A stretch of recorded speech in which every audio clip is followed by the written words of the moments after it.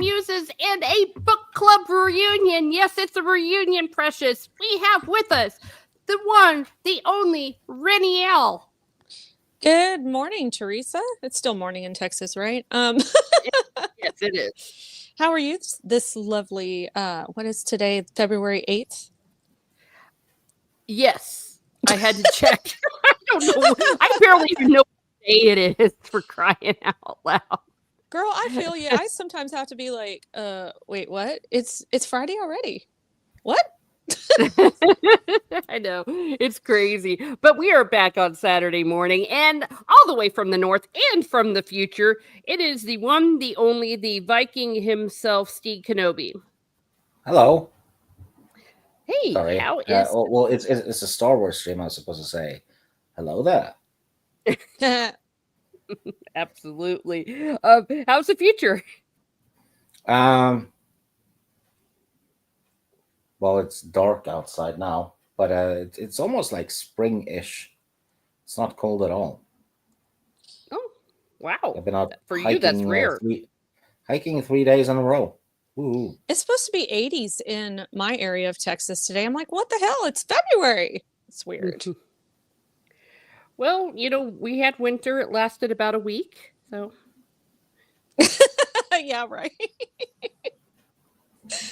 Legit Texas weather. it's fine. Hey, that's what keeps us alive and keeps us thriving. Yes, it does. Well, we chose today to talk about the Thrawn trilogy because we love the Thrawn trilogy, and it had such an impact on everybody. And the EU and everything, the EU is huge for me. I love the EU, and the Thrawn trilogy was what really, really upped the ante and put it on the map.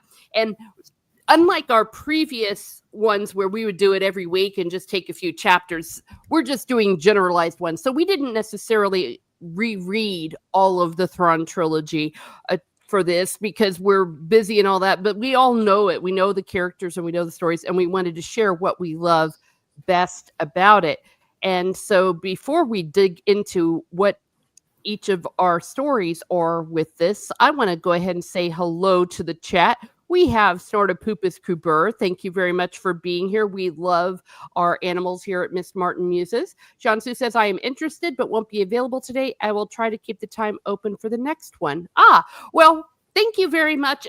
This is a rarity, though. We don't know when this will ever happen again. It was like all the stars aligned to get us back to have a reunion. But if you could watch the rewind, definitely appreciate it. We have Lord Thoth here. Hi, everybody.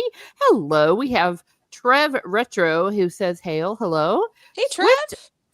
Okay, yay, woo. I think, yeah, give a like, share, to subscribe. Welcome to Miss Martin Muses, or seeing you around from Mr. Brown's crowd.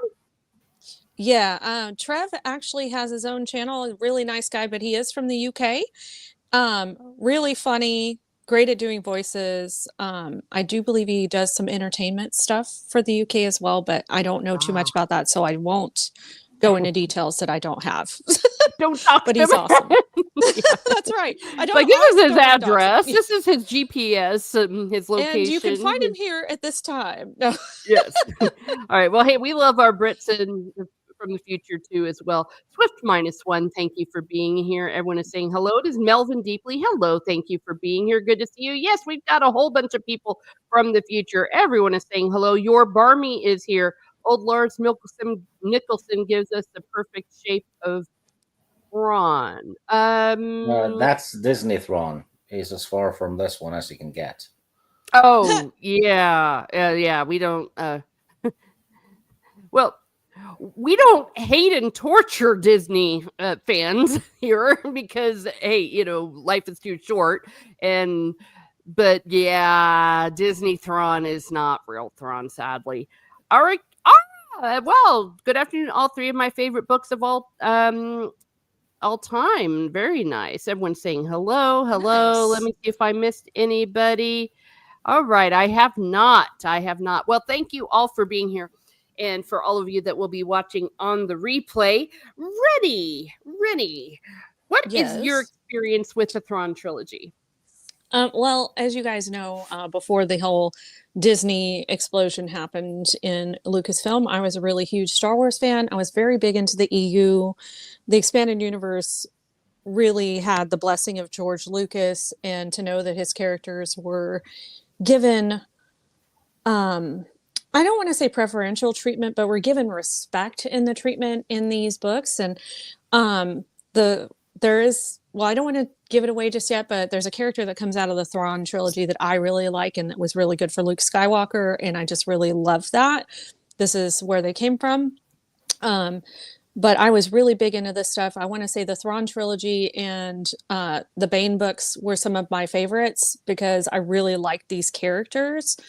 There's just something about Thrawn and Darth Bane that really feels like they're so, is it lore shaping or legend shaping? I don't know what you would call it, but I just, really got into these books and I wanted to know more and more about the characters. So I've read these books several times in my lifetime. Has it been within the last few years? Probably not.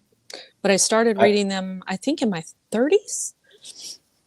Oh my! So you were a bit of a later bloomer when it came to those. Mhm. I have some trivia for you, Reni. What's that? Remember when we did the Shannara trilogy by Terry Oh Brooks? gosh. Yeah. Yeah, Terry Brooks wrote the Phantom Menace novelization. Yes. And he met with George Lucas. And he basically was told to put stuff in there that he couldn't fit into the movie due to, the movie would be 5 hours long, right? So he told Terry Brooks about, way back there used to be like a lot more Sith and a lot more Jedi and stuff. Mm-hmm. And they were at war, and then one Sith decided there should be two, right? Yeah. And that's what's going on. That they've been planning ever since then, kind of. And Terry Brooks was like, "Well, what's the name of this Sith though? Because I need to probably put it in." And Lucas said, "Yeah, I don't have a name for him yet." And then Terry Brooks suggested, "What about Darth Bane? Since he's the Bane of the Jedi." Yes. And that's what. And Lucas said, "Yeah, go for it." So Exactly. Well, we all know that it's nonsense, this new narrative that George Lucas did not have anything to do with the EU. He certainly didn't write them, but he approved things and would meet with the authors now and then, especially during the prequel era. Definitely, because there were so many tie-ins. And he gave his blessing like wholeheartedly, which was great. I just really love that this was all done with his blessing, or they took his suggestions into account and made them happen. I think he actually commissioned this trilogy himself. Did he? I think so. That's cool. Yeah, I don't recall that. What I do recall was that it was approved by Lucasfilm, because they even said it in the original thing. Yeah, if anyone has a source on that, help us out. Because here at Miss Martin Muses, we admit it when we Google things and when we look at things like Wikipedia. We don't Google try power to fake is strong. it. Well, hey, nobody can remember everything. Okay, unless you've got some weird photographic memory. There is no shame in using a source or a help, especially since some of this is just so vast. Let's see. Oh, the Internet Help Desk is here. Hello. I loved these books when I was a teen. This was the Thrawn I hope to see on screen, but then Disney got involved. Dark times. Yeah. Unfortunately, I mean, and to be fair to, I forget who it was that said it about the actor that plays him. I mean, he did technically say it was the shape of him, like that visually he could have been Thrawn, but I mean, it's just really a shame that they have all these resources and they've been wasting them with crap stories, and it's just really unfortunate. But Stig, what is your experience with discovering the Thrawn trilogy in the EU? Well, here's the thing. I didn't know there were books until the early 2000s. Oh my! I grew up on an island in Norway, next to a city that didn't really sell many books in English. right? Mm. The market wasn't there. You had to order the Star Wars books from, RPG stores and whatever, right? Hmm. Mhm. Where all the nerdy stuff was. And so I simply didn't know. I had read the comics, I had a bunch of those. I played the video games. I didn't know about the novels until I was invited to play D&D with a few friends, and one of them had Vector Prime with them, and another player was to borrow it, right? Because the guy just read Mhm. it. And I was like, Wait, there's Star Wars books, right?" Yeah. And and then yeah, the guy who was hosting the, I was, yeah, he took me into his room because they were still living with their parents at that time, and showed me a shelf full of Star Wars books, and I was like, "Well, shit, there goes a lot of my money in the near future," right? So I started with Vector Prime, and because that was a big thing, the New Jedi Order. Mhm. I was Yes. reading that, and then um, while I was waiting for new books, I just ordered Star Wars books. A trilogy here, a trilogy there. I think I started with the Han Solo trilogy and by AC Crispin, and then I did the Thrawn one because people were telling me, yeah, that one you really need to read. But the Thrawn trilogy was not my ground zero for the books at all. And you know what? I actually knew about Mara Jade before I even knew about the books because in the expansion pack to the first Jedi Knight game, you play as Mara Jade. Ooh, Mm. Yeah, I wow. mean, no, no female, leads in Star Wars games, right? Yeah, Mara Jade was there in the 90s. Wow. Well, But wait, Disney did it first. No, just oh kidding. Yeah, yeah, of course. Yeah. Well, of course. Well, they did it first because they're pretending that the ones from the old days did not exist. Well, I guess I'm the only ancient one here who read the books right when they came out. I was in high school and before the internet, so I did not know it was happening. Uh, Unless you were one of those that really stayed on top and could subscribe to certain magazines, you wouldn't have known. And so I'm minding my own business at the mall because that's what you did back in the early 90s. That's where Mhm. you went to hang out and get your news. It was like your internet was the mall. And all of a sudden I see Star Wars. And I'm like, what? Outside of a bookstore. No, we hadn't had anything like that. There were the Marvel comics, but I mean, that was years before. And even if they were going on, you had to have been part of a niche to have been a part of that. So I was like, what is this? And I read the back and I'm like, oh my gosh, they continued the story of Star Wars and it was approved by Lucasfilm. And I just died and I bought it right away, read it, gave it to my sister. And every year, another book came out. So the first one came out in 91, the second one came out in 92, and the third one, The Last Command, came out in 93. So you got them and you read them like straight away. You couldn't wait to find out what happened. And there was a year of excitement in between.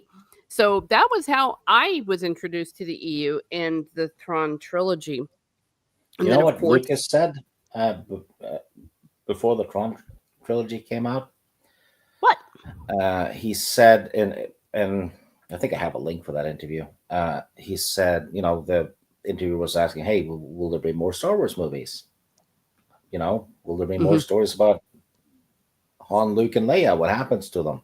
He said, "The stories of Han, Luke, and Leia will be continued in novels and comics, and I'm Hmm. not the one who's going to write them."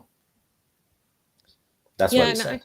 I really liked what they did with the whole especially with Leia's character arc in the expanded universe initially, where I think she becomes a Jedi at like 50, I want to say, but she's still amazing, she's still powerful, and just to see like, where she and Han wind up, their kids, like everything that, I don't know, I just really liked her story, and that is no longer in existence. But I feel like it it was very faithful and loyal to what Lucas's vision would have been or what it was. And it wasn't, where you're like, oh, she would never do this. This is stupid. Why would they write her this way? It was just like, that makes sense. This Yeah. fits, It actually flowed, Yeah. and it did make sense. Granted, not all of the books are fantastic. No, If someone says that, they're lying. no. There are plenty of duds in the EU, and not all of them are 10 out of 10s, right? Correct. But they're still better than what Disney gave us, though. Absolutely. Yeah. And the whole 90s was just a golden era, even though technically, objectively, as Stig says, some of them weren't very good in the 90s. They were still there, and they were still something to continue with us. And if it weren't for the EU, we would not have had the prequels, because the EU showed that there is a vast interest still in Star Wars, and it's still profitable. So The novels alone revenued about $3.5 billion. I would not under be Lucas. surprised. Yeah, and Disney and George Lucas both have said that if it wasn't for the novels and the comics and video games and stuff, Star Wars would have ended with Return of the Jedi. There wouldn't have been anything after that. Disney wouldn't have made anything either. no, So well, no, yeah. Disney actually acknowledged that. Disney fans didn't, but Disney did. Yeah, that was. Yeah. I think that It was was before all they lost their unfortunate. brains. Yeah. Yeah.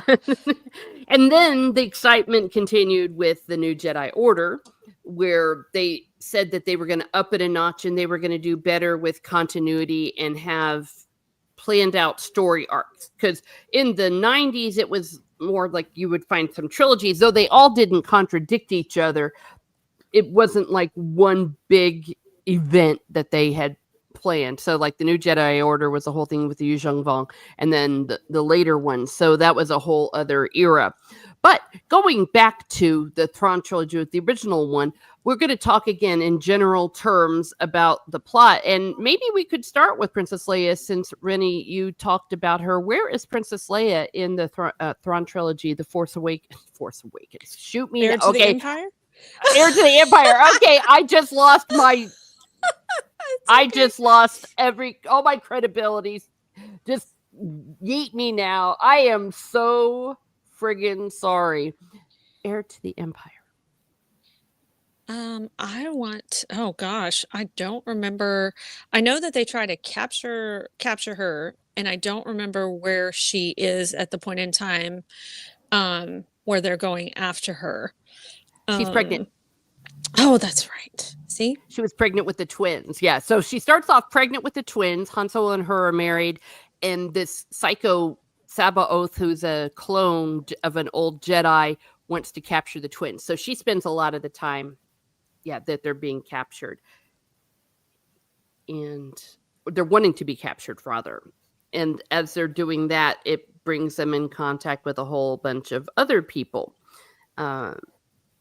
And she's also trying to be a politician as well, at the same time as being a Jedi, and at the same time as being a wife. And you definitely see the pull between that. Politician too.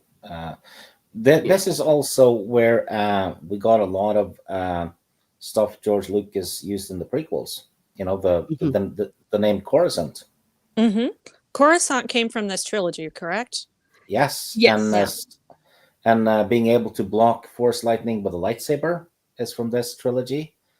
And in Revenge of the Sith, you see the clones riding these little mini ATSTs that doesn't have like a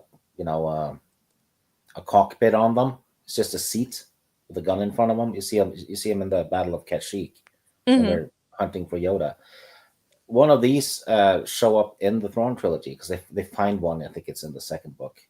That's inside a crate or something, and they're like, these were used during the Clone Wars, and they make use of one of them. And I think it's Han Solo or something that does it. So that's also from this trilogy. George Now, Lucas Han put it in. Solo is not a deadbeat dad in these books, if I Oh. remember correctly, right? Oh, No.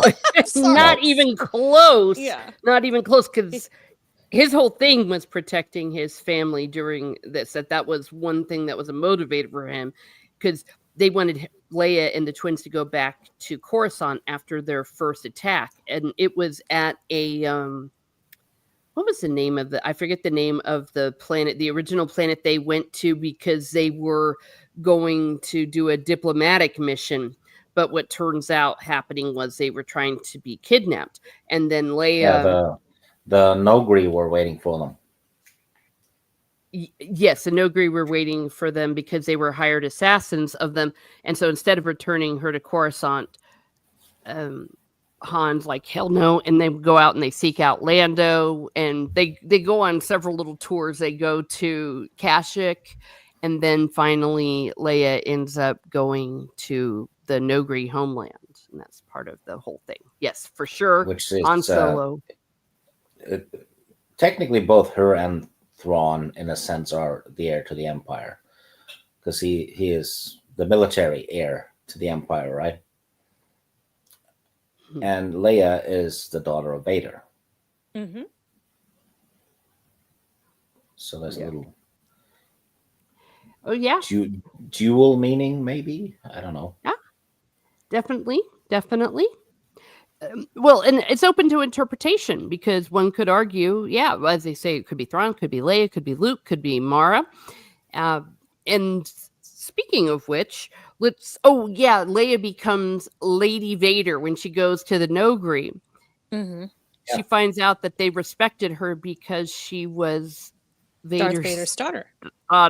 and gives her a little bit of a different perspective. Now, of course, Darth Vader was deceiving them because he was evil, but still, you see that the blood of Vader running through her actually was to her advantage, and she played up on it. Yeah. And well, it also Thrawn and Pelion are introduced earlier, which is they're. I'm thinking they're inspired by Sherlock Holmes and Watson. Well, they definitely play the same roles to it. Yes, that Pelion is always the one who is asking questions, and Thrawn's always like, it's so simple. You're right. It is very much like that. But before we get into Thrawn and Pelion, we have a super chat from Trev Retro. No, Space Witches in the EU. It's not the way they're portrayed. He That's said right. lesbian. She was trying to avoid that word, Stig. Oh. Did you not catch that? I thought she couldn't read it, so I was being helpful. Well, thank you. You don't know what triggers things on YouTube nowadays. The Nogri are convinced that Vader saved them from an environmental disaster, so he's their friend. And That's frankly, it was the other way around. Yeah, he had deceived them. And yes, we have Soul Assassin and hello. And I think we saw some other people popped in. Yes, thank you for being here. So if I missed you, I apologize. So each of the books starts off like the way the movies would, with the Imperials, like it would be like big Imperial ship going through space. And I liked that. It was kind of cool, it's like, okay, this is a good throwback, right? Mm-hmm. Yes. All of them start in space. Yes. And usually Thrawn's like, why, hello there. I'm Thrawn. I'm so brilliant. Look at this art. Obviously, this tells you that they're going to do 1, 2, 3, 4, 5, and 6. And then Palion's like, but how can you know that? And he's like, it's so simple. And then it turns out he's right. And he's like, these people like green in their art. That means they're going to do this. It was actually fun in that, the Rebels show when Dave Filoni stuff thrown in there. And they kept the fact that he was like really interested in art and so clever and blah, blah, blah. Mm-hmm. But then whenever he's doing anything tactical, right, he's a complete idiot. Yeah, he has no common sense. Yeah, there's nothing. It's like, he knows art. They kept that one, but then he doesn't even have the shields up for his ship and gets defeated that way. And like, come on. They, Yeah. they and then the rebels escape through obvious means, right? So it's like Hmm. this isn't Thrawn. This is Gargamel hunting the Smurfs. Well, who is not that is the real Thrawn, where he says his famous line, "It was so artistically done." You see, what a finish for Thrawn. Now, you were about ready to say something, Rennie. We were talking about the art. No, yeah, I really like the artwork for the books, or I did. And I liked how he was a very different creature, like, and something that was kind of brought up in the recent past was, the fact that he didn't have any pupils, like he just had red eyes, right? Mm-hmm. And they focused on giving him pupils with the Disney EU and the Disney shows. And it's like, well, that's not what he looks like. And he's not a big fat piece of crap. He's actually in shape, and, he's actually like a force to be reckoned with. He's really strong. He's really cunning. And, you just turned him into a lazy piece of crap. So, when I saw the artwork in the books, I was like, he's a force to be reckoned with. And then you read about his intelligence, and it's like, well, crap, he really is a force to be reckoned with. You know And what they did? You know when they re-released the EU books now, and it's called the Essential Expanded Universe, whatever. They've gotten new covers and stuff. And when they released this trilogy, you see the face of Thrawn on the new book, and he has pupils. oh, Yeah. and So that's just not what he looked like. And it's interesting because it's like not everybody has to have human traits, right? Even though, yes, he is a humanoid, so to speak, right? Because he's still yeah, got certain facial features and all of that. But it's kind of nice to have some things that differentiate the alien races from us. But I don't Yeah. know. I really liked a lot of the artwork that they did with this stuff, and Yes. it's a shame. The newer ones, it's like, yeah, I don't really feel like he's as formidable as he should be. Yeah. When I look at Well, this picture. yeah. the Well, and this is why the we want to graphic focus. novels are good too. Oh, yeah. I was going to say, if you want to see a good, proper adaptation of all of it, you can get it through the graphic novels, because you can't go wrong with that.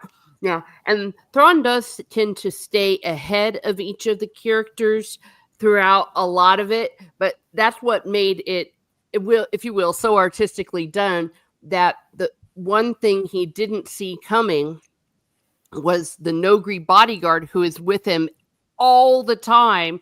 He didn't see or anticipate what happened with Leia, with letting the Nogri know that they had actually been tricked, and that the Nogri bodyguard had been biding his time. So even though he was so formidable on the larger scale, he Mhm. missed that. And that's why it was really badass, if you will, when the way he was murdered. You hate to say that about an Yeah. assassination, but he did it so fast. The Nogri did, and yeah, and he was like, it was so artistically done. That was his last thought. So we love that, and we love Palian, and Palian will be doing a lot more in all of the other ones. But the other standout from the Thrawn trilogy is, of course, Mara Jade. Yes, that's what was the big one for me. So, this is how Luke meets his wife, so to speak, right? Because she's initially one of the bad guys. Isn't she like second in command or something? And to Thrawn, or no, no, it she's was working with, Talon. Yeah, Talon yeah, Karn. right? Yeah, that's yeah, Yeah, it. but he was a smuggler. Yeah, she that's right. she used to be the Emperor's main assassin, kind of. She was the hand of the Emperor or whatever. Yeah, So yeah, the Emperor's hand. it was That's what it interesting was. to see, like, she was this like a, I don't want to say necessarily evil villain, but she wasn't exactly a good person at the time. And, she winds up, you know, she winds up turning to the light side of the force, which I thought was really interesting. Once she really, really gets to know Luke, it's not right away. It's definitely not instantaneous, but I just thought that was really cool. So for me, that was the big takeaway from here because I really liked Luke and Mara Jade as a couple.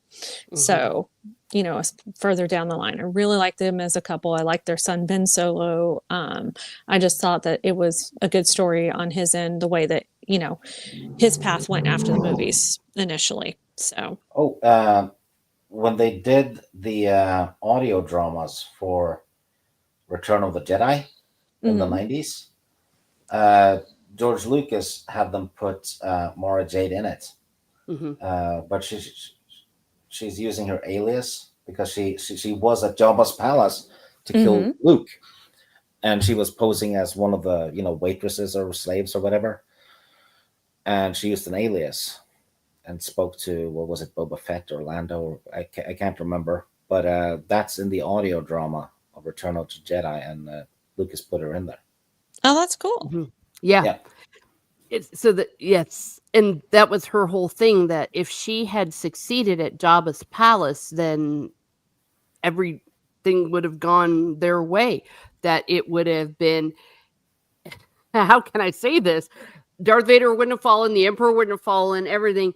And she was kept from being there because Luke had a vision where he had seen it go the other way, where when he was trying to catch the lightsaber that R2 had thrown to him in Return of the Jedi, that Mara Jade had used the Force to grab it. And she was like, moo ha ha ha ha. Yes. Yeah, Soul Assassin, you are correct. Yes, he was definitely cool with them. Well, he was the one who approved them getting married. That's right. That is a fact. Yes, and not only was she such a good character, she's such a good character in her own right, because it makes sense that there were other Force users that the Emperor manipulated and used, and that she was set adrift after the Empire fell. And what I also like about her story is it's what we call the irresistible power of good, that no matter how hard she tries, it seems like she just keeps messing up, she's like, I don't want to do this. And like, damn it, and then Talon Karrde's like, no, you're going to get Luke out of this problem, because they had kept him not completely captured, but if the Empire had found out, Thrawn and them had found out that they had Luke Skywalker and hadn't immediately turned him over, then they would all be dead. So she kept going like, damn it. Okay, fine. I'll get Luke to safety this time. And then that time. And then finally, by the end of it all, when she has to confront her demons, because the last command had been the Emperor telling her that she had to kill Luke Skywalker. And that was her destiny. And because there was a clone made of Luke called Luke, she was able to do that. And when she killed the clone, that freed her from her past and gave her a new future. And it was so beautiful. I love her. Plus, she fulfilled her last command, in a way, from the Thrawn had his last command as a military leader in the book too. So another dual meaning, if you want to interpret it in different ways. But Mara killed Sabayoth too, I believe.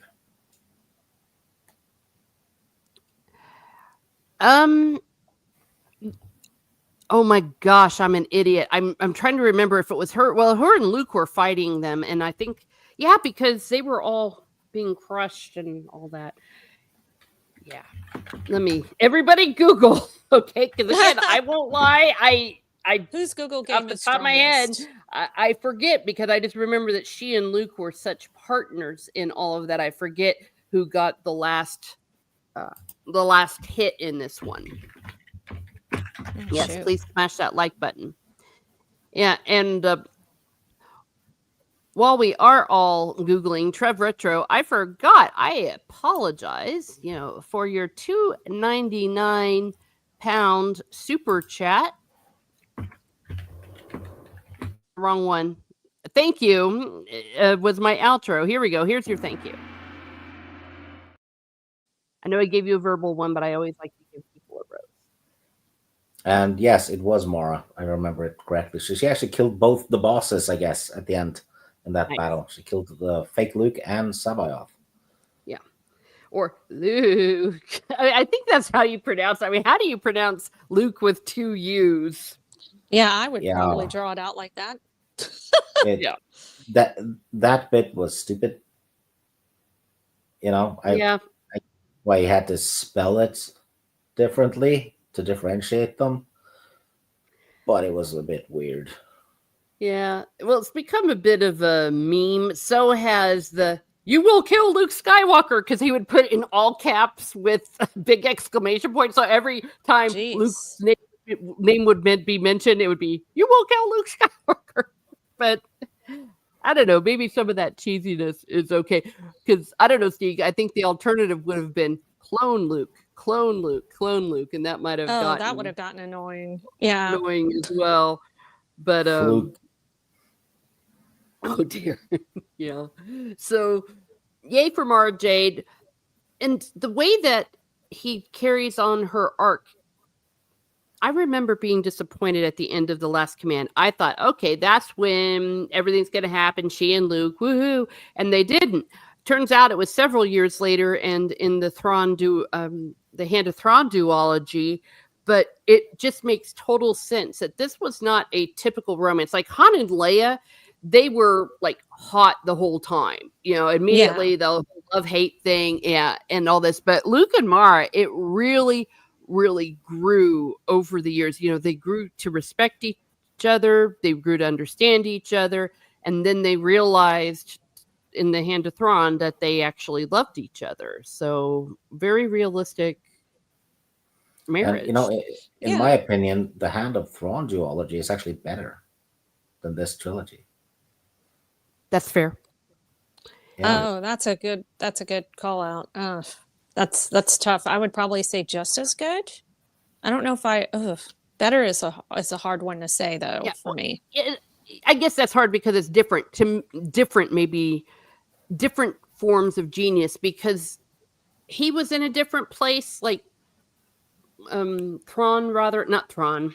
Oh my gosh, the author Timothy Zahn, he Yes. had lots of time to plan it and see where the character's going and where he wanted to go. He had time to sit with them and then really cook them so that we had what happened in the Hand of Thrawn. The way I like to think about it is I like to think of the Thrawn trilogy and the Hand of Thrawn like as 5 books together, like that all of them kind of fit because you really could go from the Thrawn trilogy to the Hand of Thrawn duology and still know what's Oh, going on. there's actually 3 because there's that wrap up book too. Um, it's a standalone Luke and Mara thing. Ah, yes.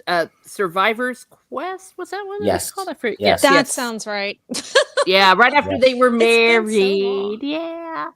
It's the last novel before the New Jedi Order Mm-hmm. kicks in. Yeah. Oh, and another thing that's cool about Mara Jade in this is not a Mary Sue, and she gets messed up in one of the situations. I think she was out in space too long. Oh, whoops! You can't just use the force when you're out in space. I believe that was the extent of her injuries, and so she had to go and get all repaired and everything. And that's when she first meets Leia when they're in the Imperial Palace. So yay! And another really cool character that never gets credit, Winter, Oh yeah, who was kind of like, well, she ended up being, the babysitter almost, mhm. Mm. but she was practically a female James Bond. Yes, she had a And photographic memory. yeah, and she shines in the X-Wing novels. Actually, no, sorry, the X-Wing comics. She Yes, she but she gets a shows lot. up in the X-Wing novels too. Maybe you're not there Yeah, yet. yeah, but yeah. Anyway, unsung hero. Winter's awesome. Yes, we love we love Winter here at Miss And heck, Moose's. Talon Card doesn't get enough credit either. Oh, he was so awesome. Why The did I Talon always Card say is the his name smuggler. is Talon in my head? I I don't know. I don't know. Well, that's part of the thing is when you hear these names in the books, it's very different. I believe it's Talon Card. That's how I've always thought of You him, guys but are that probably doesn't. right. Maybe that's the way they I do it in the think audiobooks. because it's spelled like a Everybody Google. talon, right? Yeah. But either So you way, never go to that. he was a great character. He is the head of the smugglers, and a smuggler with honor, if you know what I mean. Like, he had his own code, but he was definitely a force to be reckoned with. Like, I think there were a few moments that I recall where he kind of let Mara know, it's like, no, you don't fuck with me. It's an issue, that even though he seems like he's kind of affable, you don't want to mess with him.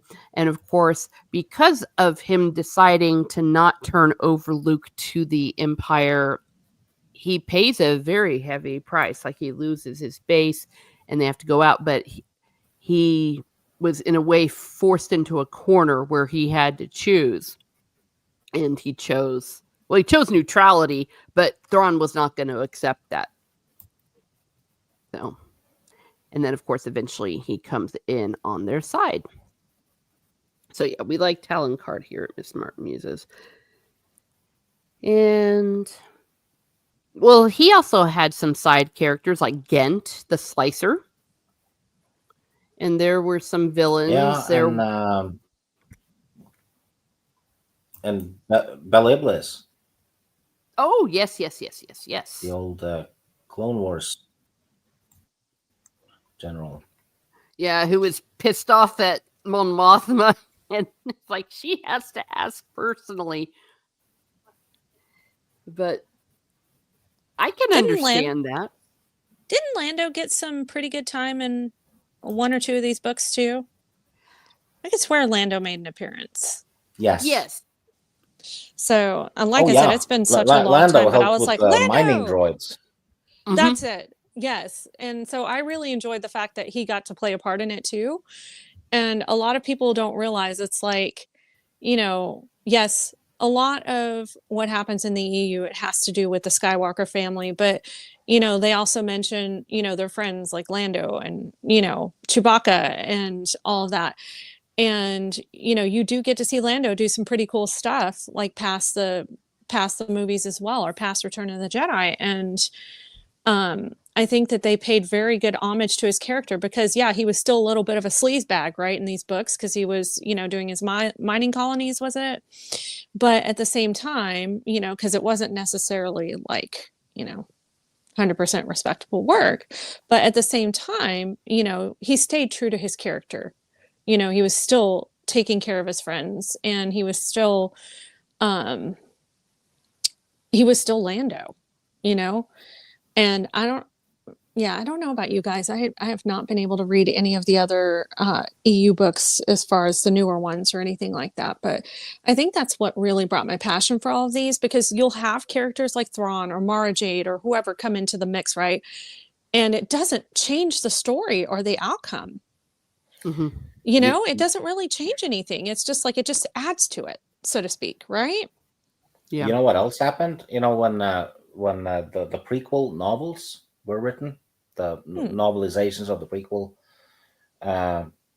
movies, George Lucas helped a lot with those, especially with Terry Brooks and the guy who wrote the Revenge of the Sith.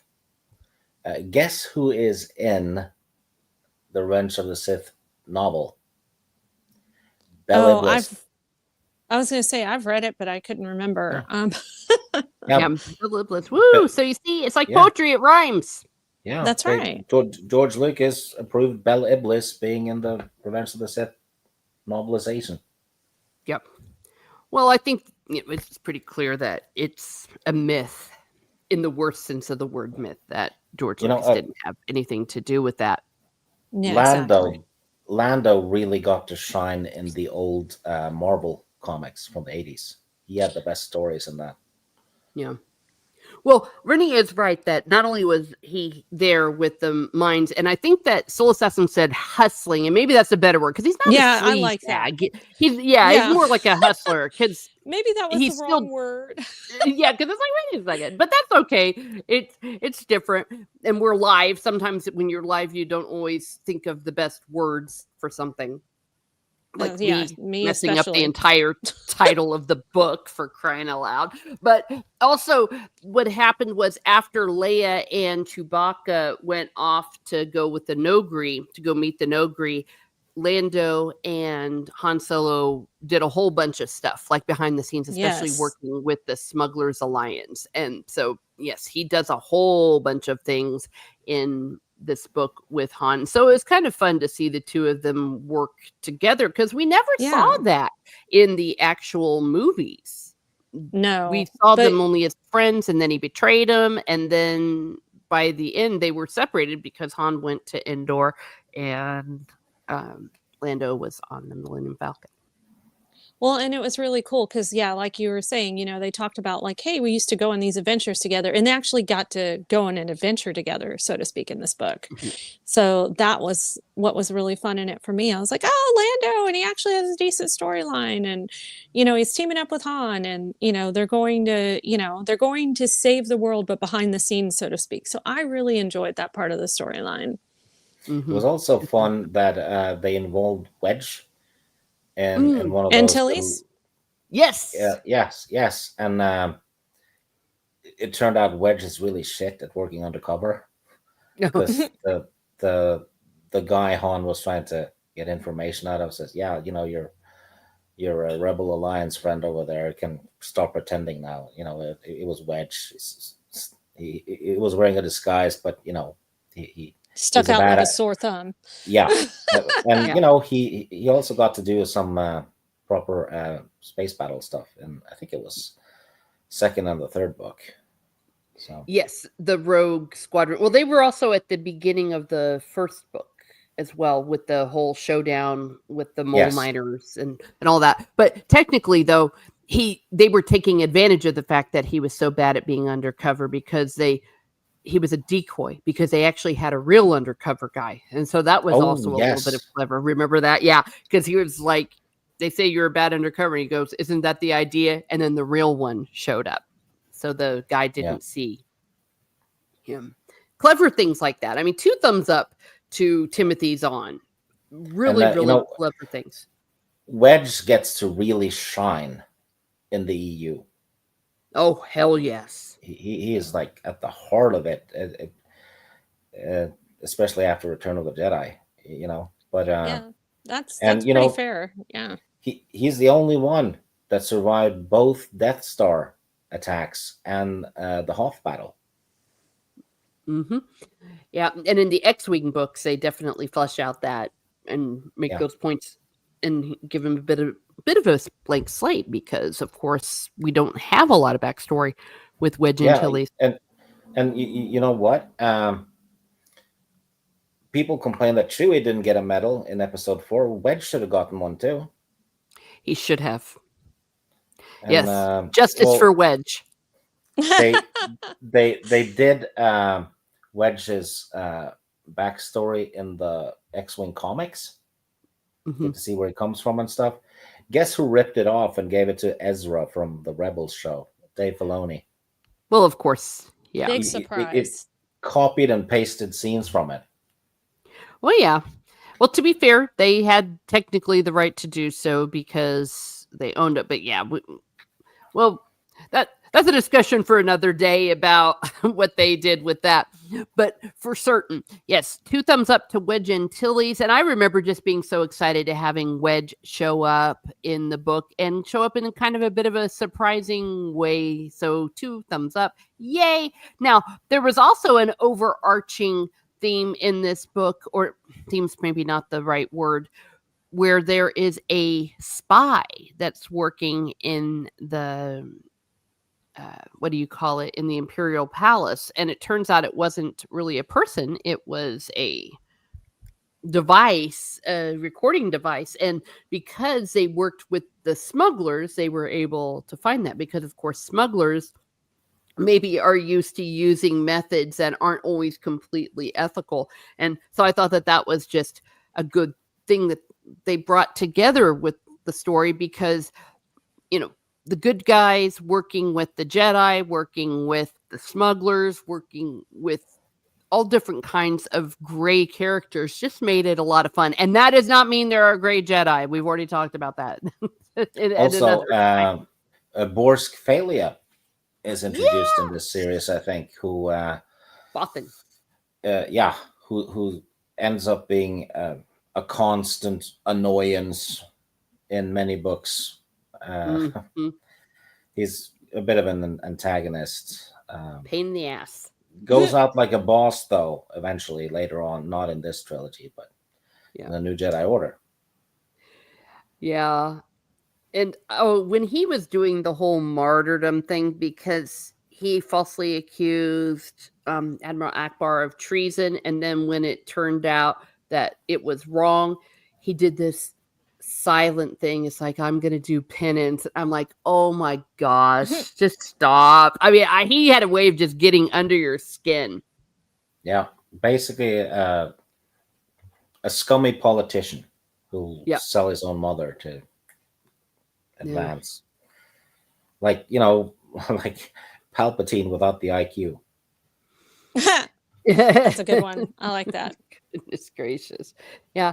And the middle book of this, The Dark Force Rising, I liked it how it went back to some myths or some stories of the old Clone Wars, or before the Clone Wars, where some ships had been slaved to each other and they went off into hyperspace and were never seen again. And everyone was kind of searching for it. It's like the lost treasure. It's like looking, I don't know, for the lost treasure of Azkaban. My gosh, Atlantis, or something to that effect. And people actually found it by accident, and then how it became a race to get it. I thought that was also a fun little thing. Well, not just a little thing, but it was at the heart of what we saw in the Dark Force Rising in the middle book, and I think kept it from getting middle book syndrome. You know what was fun when they used that fleet that was linked together in the Rise of Skywalker movie, right? It's an obvious ripoff, but they did an interview with Chris Terrio, who wrote the script, and Dark Force Rising was on his desk next to the computer where he was writing the script. Oh, of course. Like, because so busted. Yeah. Well, they don't even hide it anymore. I mean, everyone had read them because most of even some of the writers that are now writing for that were actually writers from the EU. But going into The Last Command, I don't know. That was when Leia's twins were born. And were you the only one that was devastated, like when the first time you reread them? Or was I the only one devastated when those twins were born and they're like, oh, look, it's Jaina. And, oh, look, it's Jason. And I'm just sitting there going, no.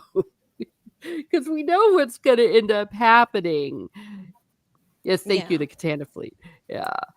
Oh, with the whole Jason and Jaina storyline. Yeah. Oh, so devastating, because they're cute little babies. Everyone's just like, oh, look at the babies. Oh, we'll call him Jason. I'm like, yeah, you just gave birth to another space Mittler.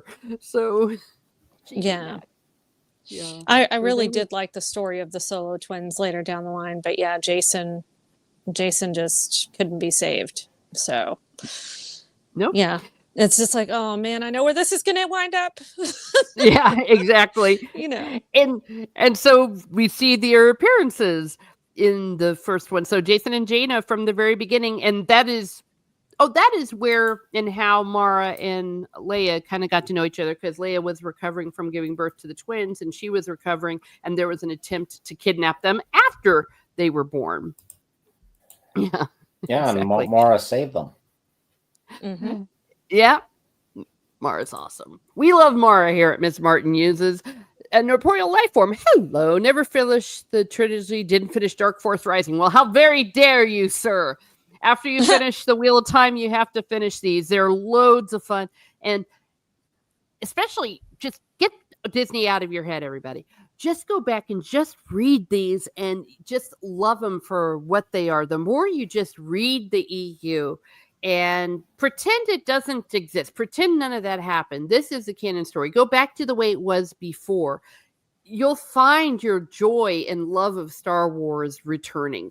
So I would highly recommend reading them. Or if maybe a person doesn't want to go ahead and read all three, go ahead and get the graphic novels, because the graphic novels are really good. And just like the Wheel of Time, that's the only way we're going to get a proper adaptation of them is in the graphic novels version.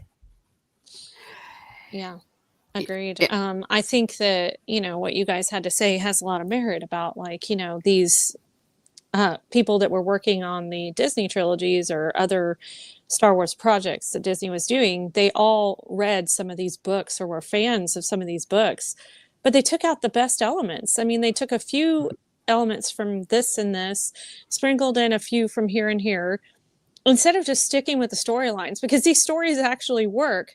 And then whenever you take like little tiny pieces and parts from certain ones, and they're not even very significant ones, and then you try to create a story out of just a big jumbled mess stolen from different EU books, it just doesn't make for good storytelling. And I've never understood it. These are great stories. You had an outline, all you had to do was follow it. Why mess it up? Well, it just doesn't make sense. I don't know. Well, to me, it's what they all do. None of it makes sense. But there is a fundamental misunderstanding that we see from all fronts in adaptations nowadays, whether it's from the Rings of Power or the idiots that are doing House of the Dragon at this point, or the Wheel of Time or The Witcher, that they think fantasy, oh, you just have to throw a dragon in. Oh, you just have to throw a wizard in. They don't realize that they're great stories, or spaceships for Star Wars and lightsabers. Mm-hmm. They don't realize that it is actually a great craft. It is great art, and that it just can't be jumbled up. When they jumble it up and just go, yeah, it's just the Force, or it's magic or whatever, you've just nullified the world building. Exactly. And world building is a huge part of it's essential in fantasy, and Star Wars is fantasy set in space. It's actually not sci-fi. No. But the lore and the magic system, and how that universe works, that's the framework that keeps the picture, which is the story, in place. Right? Yes. And that is the reason why the Thrawn trilogy is so successful, is because, like, you could tell that Timothy Zahn immersed himself into the world building that George Lucas did, and just expanded on it, like, say, for example, different characters in different places, and maybe some different planets, but he stayed within the rules that he had written, and we see the success of it. Hello, Gravy D. Thank you for being here. Yeah, it's right. If you want to be a good writer of fantasy and fiction and whatever, you need to always be able to explain to the readers and yourself who, how, and why. That's all you have to do. As long as you can explain all those three and have them make sense, you've written a competent story. The problem with the new stuff, and this is true for the Witcher show, the House of the Dragon, Disney Star Wars, all of it, they always screw up the how, because they keep breaking the lore. But that's the thing. You have a perfectly good outline and a perfectly good base to follow. You just have to follow it, instead of like, oh, I'll put my own spin on it, or I'll do it differently, because they mess it up every time. And like, even with, and don't get me wrong, I really loved like Peter Jackson's Lord of the Rings movies, but his Hobbit movies, like I reread The Hobbit like at least once a year, and I listen to the audiobook when I go to sleep, and I'm like, golly, how much shit could you add to The Hobbit that wasn't necessary? So even those were like really convoluted. Yeah. It's the how and that one too. Yeah. Because with all the action scenes, especially in the first one, that they fall down like a few hundred meters Mhm. inside the Goblin Cave when the That's bridge right. thing falls off. So like, how can these dwarves be harmed by any physical damage if they're immune to that? Yep. Precisely. Right? Well, and I would add to what you said, Stig. It's the who, how, and the why. And then the last question everyone has to ask themselves is who cares? So you've got to also have characters that you care about, because you can have the who, how, and the why, but if you don't care what happens to the characters, it doesn't matter. Like Luke Skywalker, you cared about what happened. You cared what happened to Han Solo. And I would add that one thing that Zahn does in the Thrawn trilogy is you started to care about Mara Jade. You cared about Yes. Talon Card. Hell, I even cared about Gent and all the other side characters. And that is where it is really, really solid. And that, I think, is why it works. Now, as we wrap up the hour, is there anything about the Thrawn trilogy, just keep it on the Thrawn trilogy, that we haven't yet discussed? I'm going to start with Reni, that maybe you want to bring up. For me, I think it's we've pretty much talked about the stuff that was really good for me on it. And like I said, it's been a while since I've read them. So the things that really stuck out is, of course, Leia and Luke being involved, having Mara Jade being introduced, having Lando and Han like together again. Those are the things that were really good for me and that I really enjoyed. And Thrawn just being an amazing villain, to be honest. I really liked him. And to see, I think you made a good point. Like, he was a formidable villain, but then he looked at everything on the large scale instead of the small scale. So I think that that's something to be mindful of.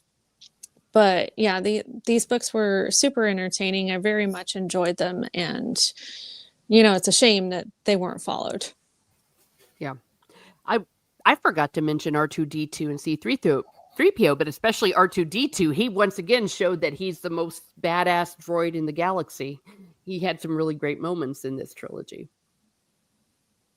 Yeah, so we love R2D2. Shout out to him here. And Stig. Well, this particular trilogy reads like a Star Wars movie trilogy on paper, Mm-hmm. right?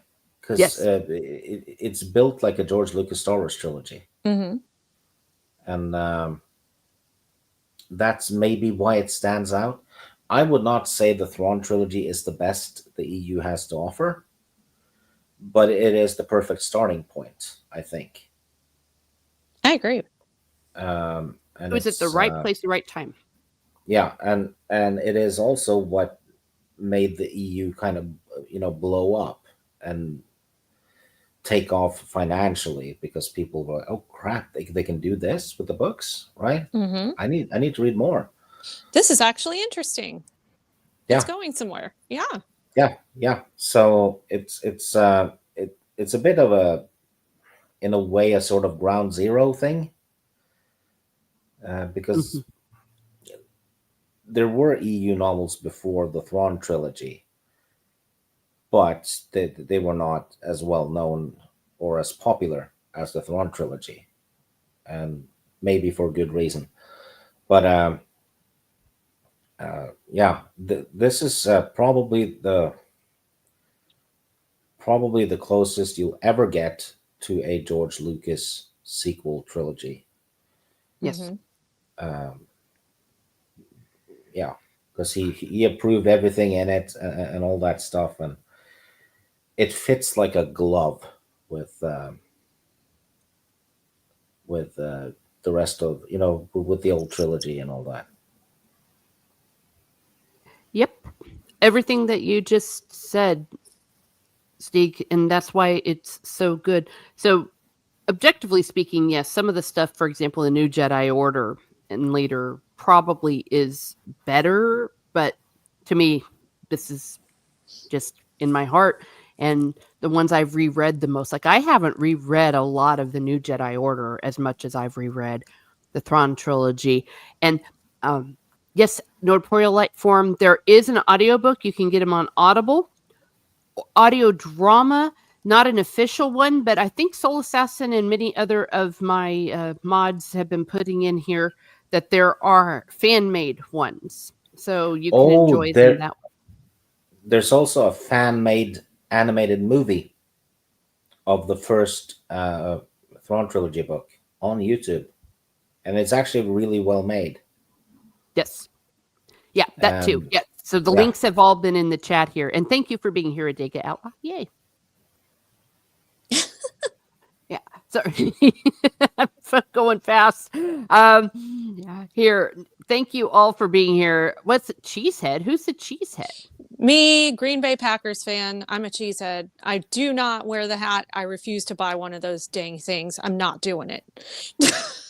Oh, wow. Okay. Yeah, and I think I saw someone question up there like, will they ever redo the sequel trilogy? The answer is no. It's too late. Oh, and they also the original characters are dead. Oh, well, yeah, and they also can't do the Thrawn trilogy in Disney canon because Dave Filoni, in his wisdom, decided to put Rook into the Rebels show and kill them off, and that's the guy who kills Thrawn. Yeah, so that's true. Yeah, smart guy, really well planned there. Used a member berry to get the apes to cheer, and then you wrecked everything. Yeah, it's a pipe dream. I know that there's a lot of people that maybe tried to keep alive some hope for that, but no, it's all over. Just go backwards, and like I said, just reread them. I mean, they're thick books. It's loads of fun, and I think one of the critics had said at the time that you can almost hear George Lucas's score throughout the book. And that is true. When you're reading it, you feel that rhythm. You can see, oh, this is just a great moment for that. Oh my gosh.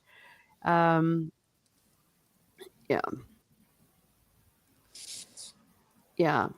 Are they done with movies? Oh, yeah. Well, I don't care. Like I said, screw them. I don't think they're going to be doing anything because I don't think that it's financially. Well, no, they are. They're doing an Ahsoka movie. So they say. Yeah. I don't believe them until they actually get released. Because how many times have they said they're doing something and then not done it? That's my humble opinion. Yes, John Williams' birthday today. Yes, we love John Williams here at Miss Martin Muses. No, good stuff. Good stuff. And like I said, if this is your first time reading the Thrawn trilogy, and actually I really hope not, because we just gave away all the ending of all of them. Mea culpa. Well, obviously spoilers, but come on, it's been like 30 years. It's been a while since they've been out. I mean, people have had time to read them. I mean, if you haven't had exposure to it yet, I get it. Like with me, I want to say it was like my late 20s, early 30s. I was shopping in Barnes and Noble. I think we still have one actually near where I live. I don't know if you have any where you live, Teresa. I do. But yeah, I was shopping at Barnes and Noble, and I was like, because I used to go there for a lot of other type stuff, and whether it be textbooks or other fiction books, and I was like, I never go to the sci-fi section, and I see all of these Star Wars books, and I'm like, holy crap. And that's when I really started getting into the EU stuff, and then I started discovering things like the Thrawn trilogy. Why can't I talk today? I don't know. But, Shadows of the Empire was actually really pretty good. As well as, the Jedi Academy. Just so many things like Darth Bane. I really, really started enjoying everyone's story and like, holy crap. And then I was reading all this stuff about how George Lucas, initially kind of shied away from it. But then when he realized how good it was and how faithful they were to his stories, that he gave them his blessing and that he even helped to contribute some ideas, that is what really kind of warmed me up to a lot of this. And I just got really, really into it. And, it's a shame that this stuff wasn't followed, but I cannot recommend enough. Like, if this is your cup of tea, or if you want to see where the story should have gone, this is the kind of stuff that you should be reading, or this is the kind of stuff you should be investing your time in instead of some of that stuff on Disney Plus. That's just my personal opinion, but to each their own. Yeah. Well, and what's really fun is if you go back right now, and if it's been a while, and reread them, you're going to find some magic. I'm not going to say it's like new material, especially if you've already read them, but there's just a feel that you get, the spark, that the magic that you felt the first time you saw that big spaceship go over. That's what you get when you read the Thrawn trilogy, in my humble opinion. And Yeah, and when we did those book streams, and Mhm. we did Magician by Raymond Feist and the Terry Brooks trilogy and all that stuff, Mhm. that's great stuff. We're Yeah. not getting stuff like that anymore. So it's not just Star Wars, it's everywhere. And well, like Teresa said, go back. mm-hmm. If you have a pile of shit in front of you, turn around. One thing I will It's not that no, hard. You don't have to consume something just because it was released today. agreed. Agreed, you guys. And I'm sorry, I did not mean to be rude and interrupt you, Stig. No, that's fine. I played D&D with 3 women. I'm used to being interested. Get Well, out. but if you pause, Stig, sometimes you pause. It happens when you've got 3 people. Like when we breathe, it's I perfect. pause for impact, madam. Mm-hmm. One thing I will say, to kind of piggyback on to what you said, Stig, is some of the older books are the best ones. And I know, Stig, you and Teresa know this, but for the audience, my favorite book of all time is Stephen King's The Stand, the complete unabridged version. Absolutely amazing. Do not watch The Stand that came out, I think, was it on Hulu or Prime or whatever, the one that came out in 2021 or 2022? It's definitely not worth a watch, and it's definitely not faithful to the books much at all past the first like 30 minutes of the show. But the book itself is amazing. It's the ultimate, like, it's literally the ultimate battle of good and evil in a post-apocalyptic society. And when you find out like what happened and why, and you just see how how the story goes, or what happens to at the very end. It's just very good storytelling. And I even got my husband into it because he's never read Stephen King before. And yes, I get it, Stephen King is a complete jackass when it comes to some of the things that he says on social media, but his writing, especially from back in the day, is awesome. And he knew what he was doing. He's great at at having character building and all of that stuff. And I don't know, I can't say enough. So when my husband got into this book as well, he's like, wow, you're right, it's a really good book. I'm like, I'm telling you, amazing. So Yep. anywho, Yeah. The Hand of God part was a little ridiculous. it was a I little like. weird. Yeah, I like the But miniseries in the 94 one. But okay, if we were to give a score to this trilogy, which would you give, Steve? What would you say? For the trilogy, The Thrawn as trilogy. just for the whole trilogy. Yes, the whole trilogy. 8 out of 10. Okay. What keeps it from being a 10 out of 10? Luke.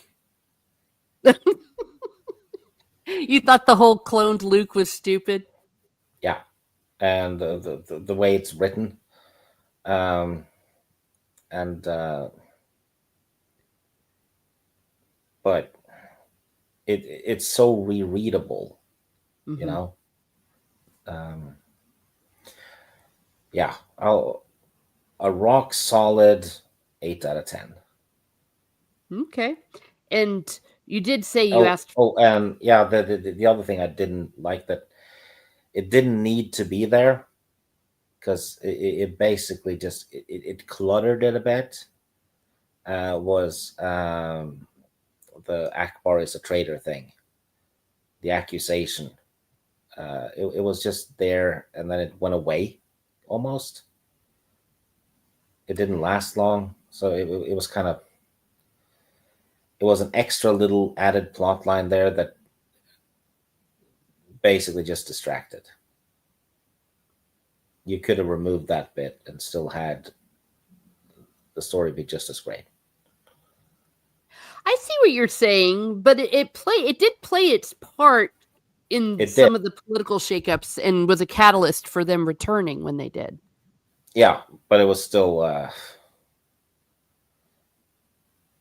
they could have returned for other reasons, but so yeah, that and the clone, well, the clone Luke makes sense and all that, so I don't have any issue with there being a clone Luke. It was just the execution, the writing of it, that was kind of just adding an extra U and an extra E or whatever it was.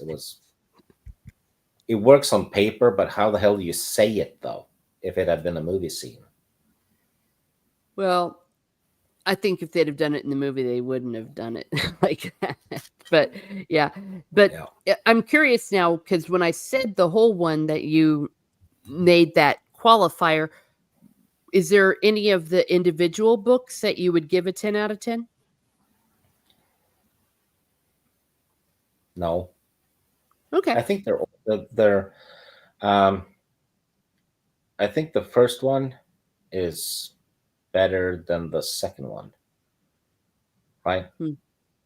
And then the third one is a bit better than the second one. So it's like, yeah. Yeah. Okay. Fair enough. It gets a total of an 8 out of 10.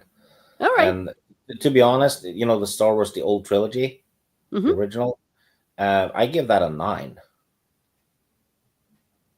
I don't give it a 10, usually. Is it because of Return of the Jedi? Yeah. Yeah. Return there of were the aspects. Jedi.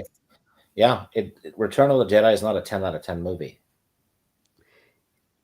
The stuff with Luke and Darth Vader and the Emperor, I think, was a 10 out of 10, but there were some weaknesses. Yes, in some of the Ewok stuff in Han Solo, but that's a please don't hurt us.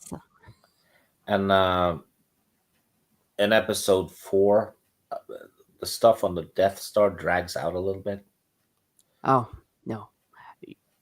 I will fight you on that. I think that 5 and 6 are 4. Oh, sorry, 4 and 5. 4 and 5. My God, brain cells.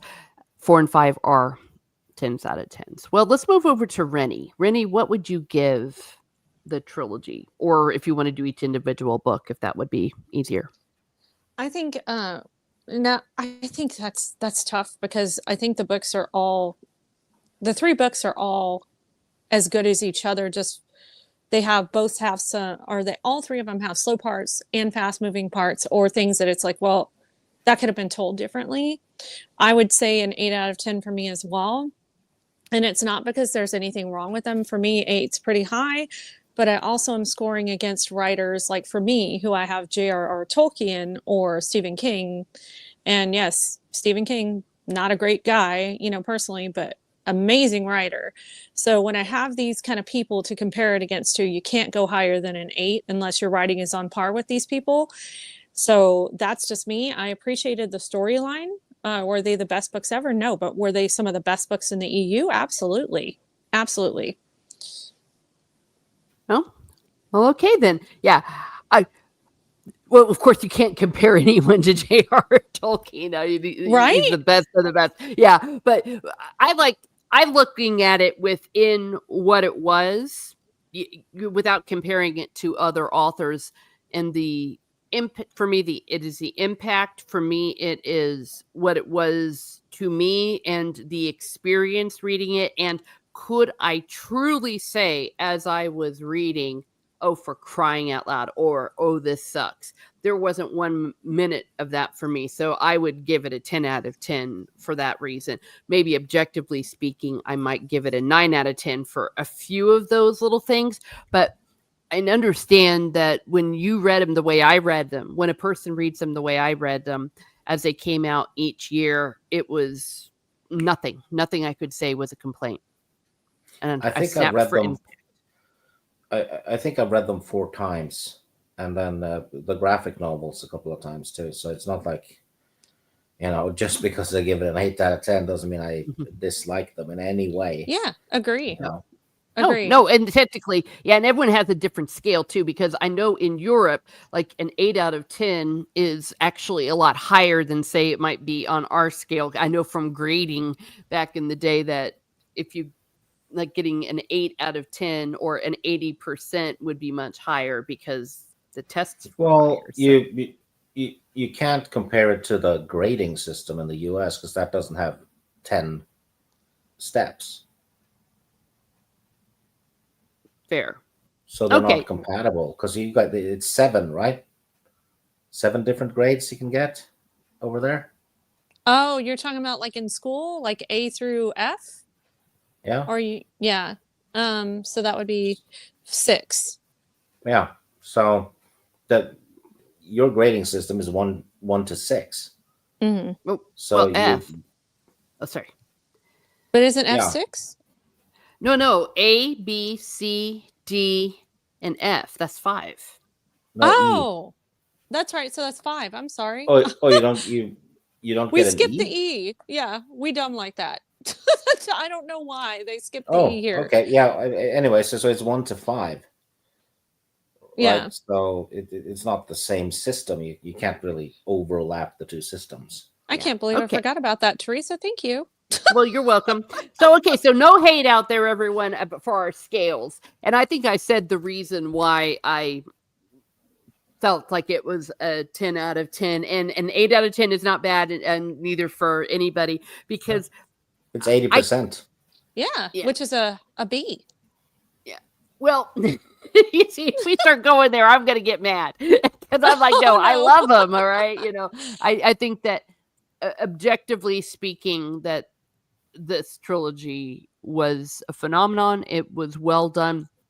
And unlike some of the other EU books, I'm thinking off the top of my head, some of them in the Jedi Academy and some of the Bantam ones, some of them sucked or were boring. Like the Truce at Baccarat, I thought was boring as hell. And I've read it, but I'm like, I liked I guess that they told us what had happened to Luke's body from the Force lightning, that his bones had gotten soft and stuff Mm-hmm.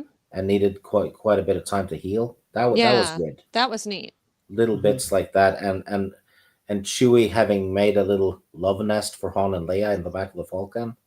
Oh yeah, that was fun. Yeah, but Thank you, the story was kind of it was a bit like one of the the old Marvel comics. If you got a mediocre story in one or two of the comics there, that would be Truce at Bakura in a way. Mm-hmm. It was anticlimactic almost. Yeah. Well, and that's why I said that I felt like it was boring, because I did like individual moments, but the overall story, it was skippable. That was just an example that I wanted to use. And as much as I personally enjoy comics like Union, which was the marriage of Luke and Mara, I will fully admit that it kind of sucked. So not everything that was EU was perfect. Though, of course, I think we've said at this point that anything that's from the old EU is 1,000 times better than the crap that they're coming up with today. Hands down. The old EU and how they did their very best to keep continuity. Granted, they did slip up here and there, but that's we're talking about 150 novels and over 1,000 comics, so there's going to be some slip ups. But I'll give them a 10 out of 10 for the effort of keeping the continuity the way they did. Mm-hmm. Yeah, it was a feat. Yeah, it was definitely a feat. I am not giving the EU, the complete EU with all the stories and all that. That's not a 10 out of 10. But the effort of the continuity effort is definitely a 10 out of 10. But all the stories, I mean, hell, the Shadows of Mindor, that's not a good book. In my opinion, Truce at Bakura is mediocre. Mm-hmm. The two zombie books are terrible. but fun. Yeah. And you No. know, Dawn of the Jedi, that whole time period is crap. It's yeah, it's got some good points to it, but yeah, for the most part, it's like, oh, okay. Still I better don't. than what Disney gave us, but yeah, no, totally Yeah. agree. Yeah. Well, you know, That's the part. when the bar is set at 0, a Yeah. 1 out of 10 is great. We'll take Yeah. a 1 out of 10 over 0 or -1, right? So, Easily. Yeah. Well, okay. Well, then we're going to be wrapping up this party. And let's see. Galadorn 2. I've only read the comics and never read the novels. Well, you know Yeah. what? You're lucky because you now have 150 novels to delve into, and not all of them are great, but a hell of a lot of them are really good. Mm-hmm. You know, this trilogy, the New Jedi Order, which is 19 books, right? It's awesome. Yeah. mhm. Yep. What he said, and if you want to go and get the original covers, or if you don't want to give Disney the money, I'm one of those Oh, people that I'm like, hey, let people make their choices. You can get them on eBay, or you can go to thrift stores, garage sales. I've found them yeah. everywhere, so you can find them as Oh, half price bookstore. uh, They have tons. I was gonna say, if you're in Texas, half price books for show. Yeah, they have them in Indiana, yeah. Ohio, other Yeah. places as well. Yeah. The best way to get them, I think, or rather, the best versions are the original versions with the original artwork in Mm-hmm. hardcover. Yep. That's that'll give you the proper 90s feel, definitely, because Yes. the artwork on the hardcovers is pretty good. hmm Mm-hmm. You know, really cool. I mean, like I said, Thrawn on those books, when I picked them up, I was like, oh, this dude's cool. I got to read these. So I Mm-hmm. Yeah, did, So, that did not, the artwork does not disappoint on the original covers of the Star Wars EU books, at least no. the OG EU. So definitely agree. Yep. They Thumbs up. the artwork on the later books in the EU Yuck. is about as shit as the Disney covers, actually. Because if you look at the Fate of the Jedi series, which is 9 books, the hmm covers look like Disney books. So would Yeah. you enjoy watching paint dry more or looking at those new covers? Yeah, Well, Lady Gravemaster and Stig did a fantastic stream back in the day showing how all covers have started to suck. It's like they've quit hiring real yeah, artists to do it, and you see the quality that results from that. Alrighty. Well, yeah. I want to thank everyone that's been in the chat. Trev Retro, thank you. Also, Trev Retro gave the £2 super chat. Thank you for that. Lord Thoth, Snortopupus Reverse with -1, Melvin Deeply. And remember, as always, if I miss anyone, it's not intentional. Things jump around. You're Barmy. We had Ara. We had, I think I already said Lord Thoth. Said Snortopupus. Lots of people came in. Not Brian. Thank you, Scotty. Came in. Conroy came in. Soul Assassin. Adega Outlaw. The Oldest Gamer. The Internet Help Desk. George Lucas. Well, that was what an honor. George Lucas showed up for Thanks the for popping by, stream. George. I mean, thank you, George. I mean, wow. Giving us the time this morning, Nerdporeal Life Form. I think I said Soul Assassin, Gravy D. And again, if I missed anyone, it is Star Wars, Anti-Derivative Jill, Star Betty Wars Hipper. fans said hello. Oh, yes, Star Wars Grand. Thank you. Yes, Star Wars Grand hopped in. Good to see you. So, yes, and if I missed anyone, it was not intentional. It's just the way things go. Adios, you all. Oh, thank you. El Soul Assassin has a Lady Gravemaster book cover stream. That was top tier. Top tier. If you want to see what's going on. Absolutely. So thank you, everyone. Have a great day. Have a great day. And be certain to read the Thrawn trilogy.